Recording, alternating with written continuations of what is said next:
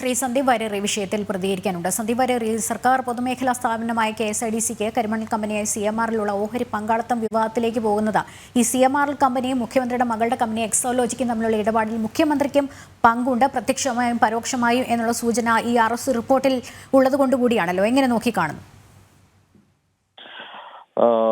ഇത് രണ്ട് മൂന്ന് കാര്യങ്ങളാണ്. ഒന്ന്, മുഖ്യമന്ത്രിയുടെ വകുപ്പിന് കീഴിൽ വരുന്ന ഒരു സംവിധാനമാണ് KMRL എന്ന് പറയുന്നത്. നമ്മുടെ സംസ്ഥാനത്തിന്റെ രാജ്യത്തിന്റെ വിഭവമായിട്ടുള്ള കരിമണൽ, ആ പ്രകൃതി വിഭവം സംസ്ഥാനത്തിന് വേണ്ടി എടുക്കുന്നത് ഈ KMRL ആണ്. സ്വാഭാവികമായിട്ടും എന്നാൽ KMRL നിയന്ത്രിക്കുന്ന ശക്തികൾ വേറെയാണ്, എല്ലാവർക്കും അറിയുന്നതാണ് CMRL. അപ്പോൾ സ്വാഭാവികമായിട്ടും ഈ കൊച്ചിൻ മിനറൽസുമായി ബന്ധപ്പെട്ട് നടക്കുന്ന ഇത്തരം വലിയ ക്രമക്കേടുകൾക്ക് മുഖ്യമന്ത്രിയുടെ ഭാഗത്തു നിന്നുള്ള, ആ വകുപ്പിന്റെ ഭാഗത്തു നിന്നുള്ള ചില നടപടികൾ സഹായകമായിട്ടുണ്ട്. ഒപ്പം പ്രതിപക്ഷത്തു നിന്നുള്ള നേതാക്കന്മാരുടെ ഭാഗത്തു നിന്നുമുള്ള പിന്തുണ ഈ കരിമണൽ കമ്പനിക്ക് കിട്ടിയിട്ടുണ്ട് എന്നുള്ളതാണ് നമുക്ക് മനസ്സിലാകുന്നത്.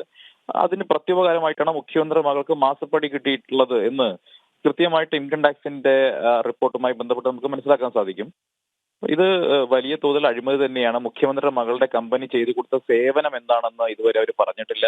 മുഖ്യമന്ത്രിയുടെ മകളുടെ കമ്പനി എന്ത് സേവനം ചെയ്തു കൊടുത്തതിന്റെ പേരാണ് മുഖ്യമന്ത്രിയുടെ മകൾക്ക് 5 ലക്ഷം രൂപയും അതുപോലെ തന്നെ കമ്പനിക്ക് മറ്റ് ലക്ഷക്കണക്കിന് രൂപയും പ്രതിമാസം നൽകിയിരുന്നതിനെ സംബന്ധിച്ച ഒരു വിശദീകരണവും കമ്പനിയുടെ ഭാഗത്തുനിന്നോ മുഖ്യമന്ത്രിയുടെ മകളുടെ ഭാഗത്തുനിന്നും ഉണ്ടായിട്ടില്ല. അപ്പൊ ഈ ആരോപണം വന്ന് ഇതുവരെയായിട്ടും ഇത് തെറ്റാണെങ്കിൽ അതിനെതിരെ നടപടി സ്വീകരിക്കാൻ മുഖ്യമന്ത്രിയോ മുഖ്യമന്ത്രിയുടെ കുടുംബമോ മകളോ തയ്യാറായിട്ടില്ല, ആ കുടുംബം തയ്യാറായിട്ടില്ല, ആ കമ്പനി തയ്യാറായിട്ടില്ല. മറിച്ച് ആരോപണം വന്നതിന് ശേഷം ഈ കമ്പനിയുടെ പ്രവർത്തനം തന്നെ അവസാനിപ്പിക്കുക എന്നുള്ള വളരെ വിചിത്രമായിട്ടുള്ള നടപടിയാണ് സ്വീകരിച്ചിട്ടുള്ളത്. അത് സൂചിപ്പിക്കുന്നത് കൃത്യമായിട്ട് എന്തോ ഒളിപ്പിക്കാനുണ്ട് എന്നുള്ളത് തന്നെയാണ്. റിപ്പോർട്ടുകൾ പുറത്തു വന്നിരിക്കുന്നു. മുഖ്യമന്ത്രി തീർച്ചയായിട്ടും ഈ വിഷയത്തിൽ മറുപടി പറയേണ്ടതുണ്ട്. അഴിമതിയുടെ എല്ലാ തരത്തിലുള്ള ലക്ഷണങ്ങളും ഒത്തിണങ്ങിയിട്ടുള്ള ഒരു ക്ലാസിക്കൽ എക്സാമ്പിൾ ആണ്, ഒരു അഴിമതിയുടെ ക്ലാസിക് എക്സാമ്പിൾ ആയിട്ട് തന്നെ ഈ വിഷയത്തെ നമുക്ക് കാണാൻ സാധിക്കും. തീർച്ചയായിട്ടും ഇതിന്റെ അന്വേഷണത്തിന്റെ അടുത്ത ഘട്ടത്തിൽ മുഖ്യമന്ത്രി അടക്കമുള്ളവർക്ക് മറുപടി പറയാതെ മുന്നോട്ട് പോകാൻ സാധിക്കില്ല എന്നുള്ളത് 100% ഉറപ്പാണ്. ഓക്കെ, ശ്രീ സന്ദീപ് വാര്യർ, സർക്കാരിന്റെ വ്യവസായ നയം നടപ്പാക്കുന്ന ഏജൻസിയാണല്ലോ KSIDC. RS റിപ്പോർട്ടിൽ അത് കൃത്യമായി പറയുന്നുണ്ട്. മന്ത്രി P രാജീവിന്റെ പ്രതികരണം ദിവസങ്ങൾക്ക് ശേഷം ഇന്ന് വന്നത് KSIDCയുടെ ദൈനംദിന പ്രവർത്തനങ്ങളിൽ സർക്കാർ ഇടപെടാറില്ല, ഇത്തരം കാര്യങ്ങളിൽ KSIDCയെ ബന്ധപ്പെടുത്തുന്നത് തെറ്റാണ് എന്നുള്ളതൊക്കെയാണ്. നമുക്കറിയാം CPM സംസ്ഥാന സെക്രട്ടറി പറയുന്നത് ഒരു സ്ഥിരം ക്യാപ്സ്യൂളാണല്ലോ. എനിക്ക് തോന്നുന്നു അണികൾക്കും കൊടുത്തിട്ടുള്ളത് തന്നെയായിരിക്കും.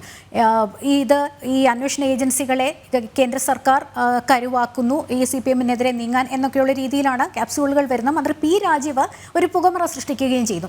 ആ ഒരു നീക്കങ്ങളെ എങ്ങനെ നോക്കിക്കാണും?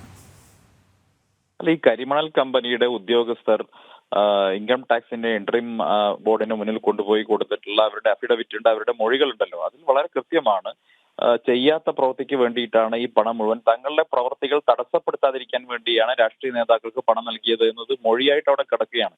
അപ്പൊ ഇനി കൂടുതൽ ഡെക്കറേഷൻ ഒന്നും രാജീവും ആരും ചെയ്യേണ്ടതില്ല. എത്ര മൂടി വെച്ചാലും സത്യം പുറത്തു വരും എന്നുള്ളതിന്റെ ഏറ്റവും പ്രധാനപ്പെട്ട ഉദാഹരണം തന്നെയായി ഈ കേസ് മാറാൻ പോവുകയാണ്. ഇവരെല്ലാവരും ചേർന്ന് മൂടി വെച്ചതാണ്. കേരളത്തിലെ LDF UDF നേതാക്കന്മാർ പ്രധാനപ്പെട്ടവരെല്ലാവരും ഈ കരിമണൽ കമ്പനിയുടെ മാസപ്പടി ലിസ്റ്റിൽ പെട്ടവരായിരുന്നു എന്നുള്ള കാര്യം വ്യക്തമാണ്. ഇവിടെ പ്രതിപക്ഷത്തുള്ള രമേശ് ചെന്നിത്തലയാണെങ്കിലും അന്തരിച്ച ഉമ്മൻചാണ്ടിയാണെങ്കിലും PK കുഞ്ഞാലിക്കുട്ടിയാണെങ്കിലും അവരെല്ലാവരും ഈ കമ്പനിയിൽ നിന്ന് പണം വാങ്ങി എന്നുള്ളത് വ്യക്തമല്ലേ? ഇപ്പൊ കോൺഗ്രസ് പറയുന്നത് എന്താ? അത് പാർട്ടിക്ക് വേണ്ടി വാങ്ങിയ പണം. അങ്ങനെയാണെങ്കിൽ ഇത് തെരഞ്ഞെടുപ്പ് കമ്മീഷന് കൊടുത്തുള്ള റിപ്പോർട്ടിൽ കോൺഗ്രസ് ചൂണ്ടിക്കാണിച്ചിട്ടുണ്ടോ?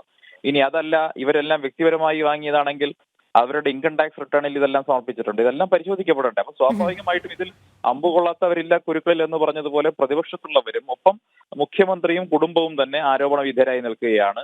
ഇവർ പരസ്പരം സഹായിച്ചുകൊണ്ട് ഈ കേസ് അട്ടിമറിക്കാൻ സാധിക്കാത്തവണ്ണം ഇതിന്റെ തെളിവുകൾ പുറത്തു വന്നിരിക്കുകയാണ്. ഇത് മുഖ്യമന്ത്രിക്ക് കുടുംബത്തിനും ഈ വിഷയത്തിൽ ഒരു പങ്കാളിത്തവും ഇല്ലെങ്കിൽ അവർക്ക് വളരെ വ്യക്തമായിട്ട് പറയാലോ, ഞങ്ങളുടെ കമ്പനി കൊടുത്ത സർവീസ് ഇതാണ്, ഞങ്ങളുടെ കമ്പനി ഈ കരിമണൽ കമ്പനിക്ക് നൽകിയ സർവീസ് ഇതാണ് എന്ന് പറയാൻ എന്തേ മുഖ്യമന്ത്രി മകൾക്ക് സാധിക്കാതെ വരുന്നു, ആ കമ്പനിക്ക് സാധിക്കാതെ വരുന്നു?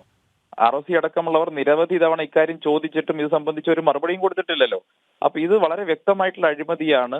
ആ അഴിമതിക്ക് മുഖ്യമന്ത്രി കൂട്ടുന്നുണ്ട്. മുഖ്യമന്ത്രിയുടെ വകുപ്പിന് കീഴിലുള്ള കമ്പനി കൂടിയാണതെന്ന് ആലോചിക്കണം. മുഖ്യമന്ത്രിയുടെ വകുപ്പ് കൈകാര്യം ചെയ്യുന്നതാണ് പരിസ്ഥിതി അടക്കമുള്ളത്.